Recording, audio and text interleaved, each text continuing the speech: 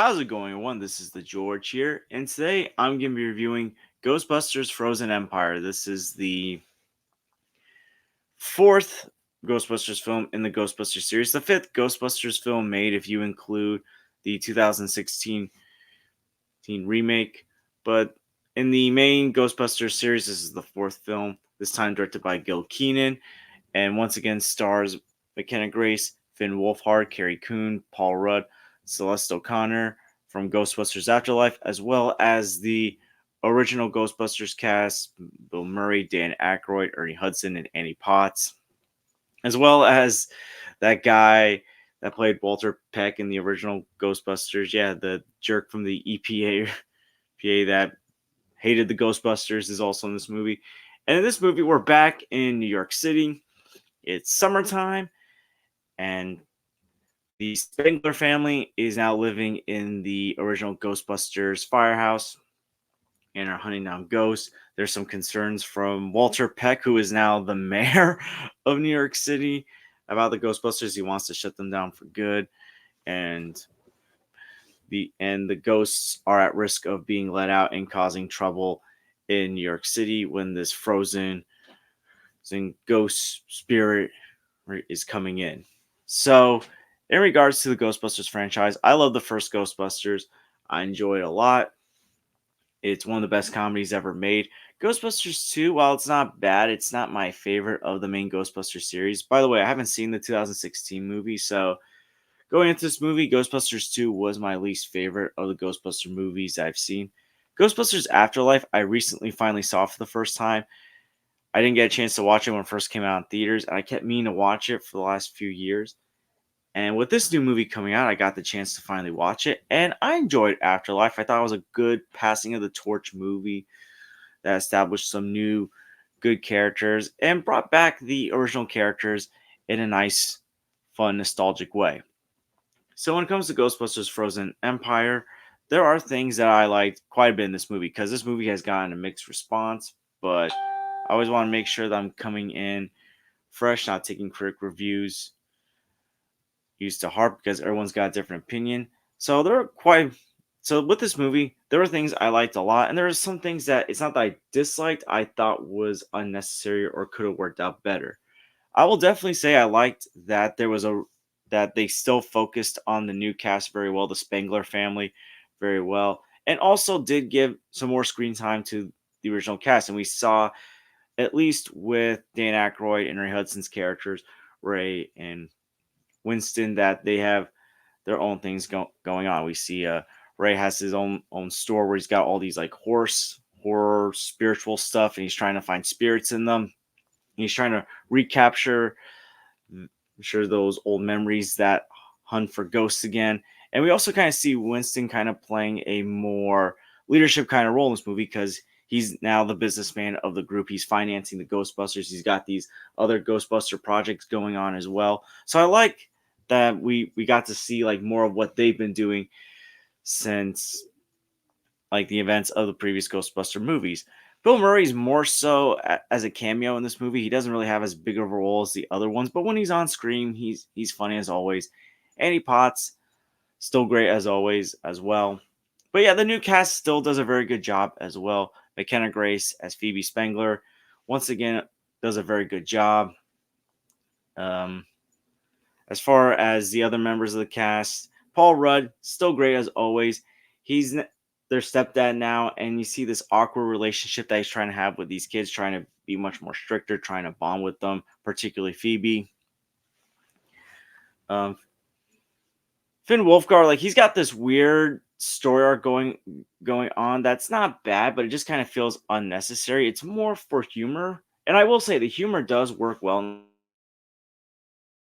Humor in this movie than the previous movie. This captures more so of the classic Ghostbusters humor than Afterlife did, and it was nice to see other characters return as well, such as Lucky and Podcast.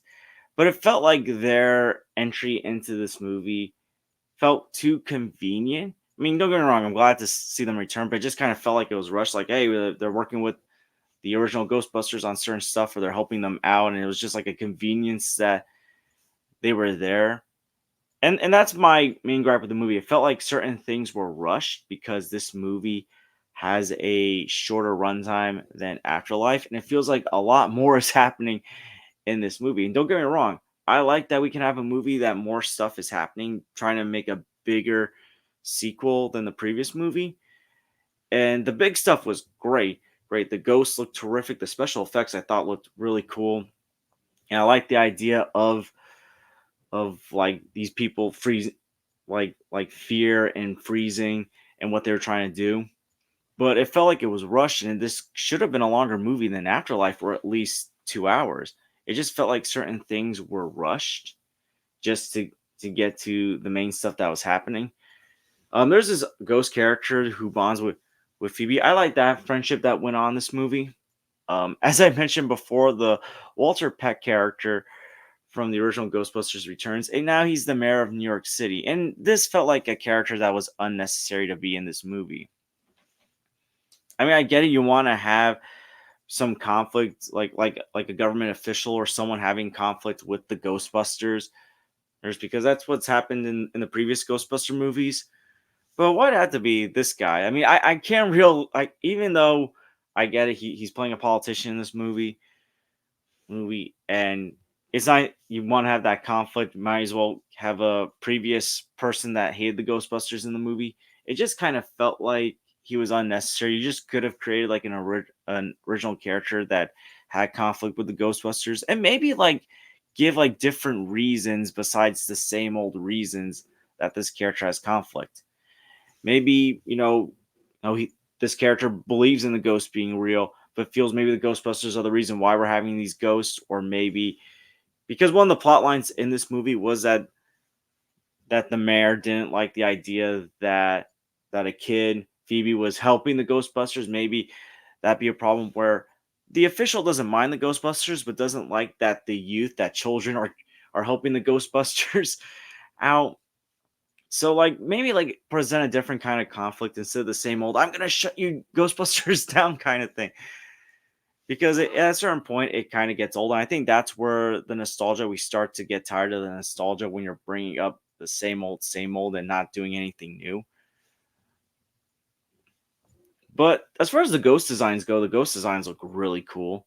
And despite some things feeling rushed and not being a huge fan of certain things coming back, I did enjoy the movie. I did enjoy the story and the concept. It definitely had larger stakes, and while the humor worked, it felt like a more serious movie in comparison to other Ghostbuster movies. Like it actually felt like the stakes were really high. Like, yeah, if we don't stop this threat, a lot of people could get hurt or freeze to death. So I like that the stakes felt bigger in this movie compared to other movies.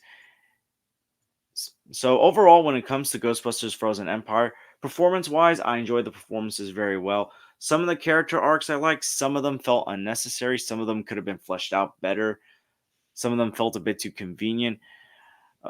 Certain things felt unnecessary.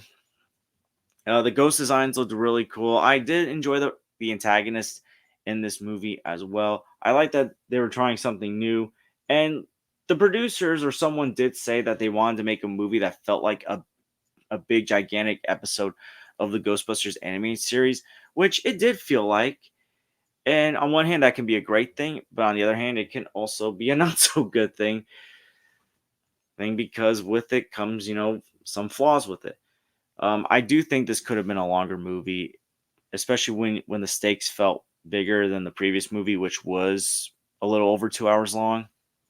So overall, with Ghostbusters Frozen Empire, I'm gonna give this movie a B minus. I think it's still worth checking out, and I do think it's still a fun entry into the Ghostbusters franchise. There hasn't been a Ghostbusters movie that I can't rewatch. I can rewatch this movie as well as Ghostbusters 2 and the other two that I was praising as well. As I said, though, I haven't seen the 2016 movie yet. I don't know if I'll ever see that movie yet or not. But yeah, Ghostbusters Frozen Empire. Have you seen it? What'd you think about it? What's your favorite or least favorite Ghostbusters movie? Let me know in the comments down below. And I want to thank you guys for watching. Please like and subscribe already if you haven't. Please share this with someone that enjoys the Ghostbuster movies. And I hope to see you guys real soon. Take care, everyone.